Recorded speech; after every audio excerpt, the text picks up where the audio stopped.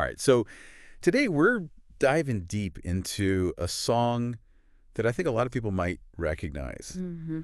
But when you really kind of peel back the layers, there's a lot more there than maybe meets the eye at first. Absolutely. Be Real Black for Me A classic. by Roberta Flack and Donny Hathaway. Yeah. This is, you think love song, you think pretty straightforward. Right. We got lyrics. We've even got a YouTube transcript that, for us, frankly, has some interesting moments in it. Yeah. Those are always fun. But I think that the real meat of this is how do you take a love song and really kind of explore something as deep as Black identity in the 1970s in the midst of all this change in America? Well, I think that's what's so brilliant about this song, right? You have this incredibly passionate romantic love song, Yeah.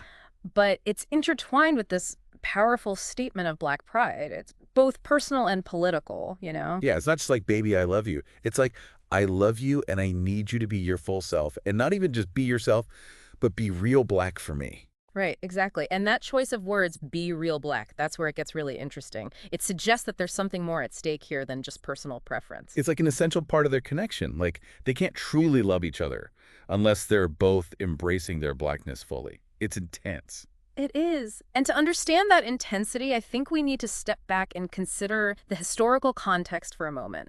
This song came out in 1971. Right in the thick of it. Right in the middle of the civil rights movement, the Black Power movement. There was this huge cultural shift happening, a real sense of Black consciousness and empowerment emerging. So Be Real Black for me takes on a whole other meaning against that backdrop. It becomes almost a revolutionary act. It's like they're saying, we're not going to assimilate, we're going to celebrate who we are. Exactly. It's a rejection of white society's expectations and a powerful affirmation of Black identity. And the song doesn't shy away from the specifics of that identity either. Like, there's that line, your hair soft and crinkly, your body strong and stately. These aren't your typical love song lyrics. Oh no, there's so much more than that. They're celebrating features that had historically been denigrated or seen as undesirable by mainstream white society. It's like they're saying, this is what Black beauty is. This is what Black power looks like. Right, and it's beautiful and powerful because they're reclaiming those attributes. They're taking ownership of them. It gives me chills every time I hear those lines. But then you get to the bridge of the song, and things get kind of Vulnerable, a little more, yeah. It's like, in my head, I'm only half together. If I lose you, I'll be ruined forever. That's a lot more than just, baby, I miss you. Right, there's a real sense of dependence there, almost desperation. And I think it ties back into that need for validation and belonging we talked about earlier. It's like the singer is saying, I need you, not just because I love you, but because I need to see myself reflected in your Blackness. It's how I make sense of myself in the world. Exactly. And that need for reflection, for belonging, it was heightened by the social and political climate at the time. It's like when society tells you you're not enough, you look for that affirmation in the people you love.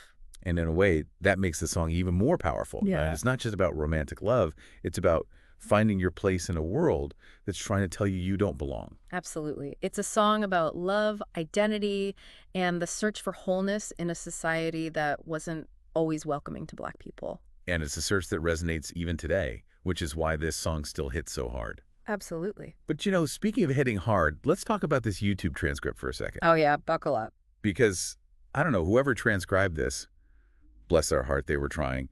But there are some moments in here where I'm like, did you even listen to the song? Like, at one point it says, to wear closed toe in my home. Instead of, you don't have to wear false charms.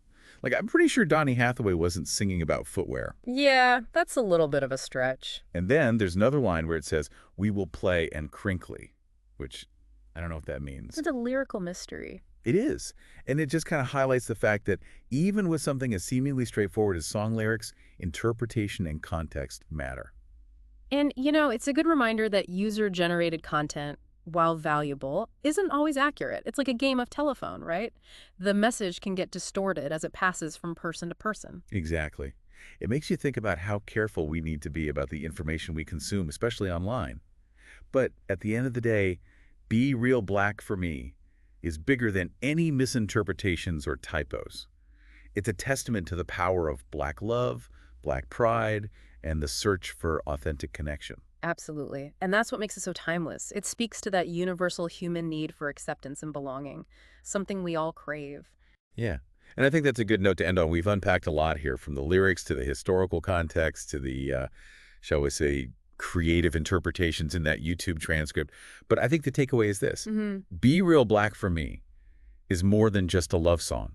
It's a call to action, an affirmation of identity, and a reminder that true love requires us to embrace all of who we are. And I think that's a message that resonates far beyond the realm of romantic love. It applies to all of our relationships, our friendships, our communities.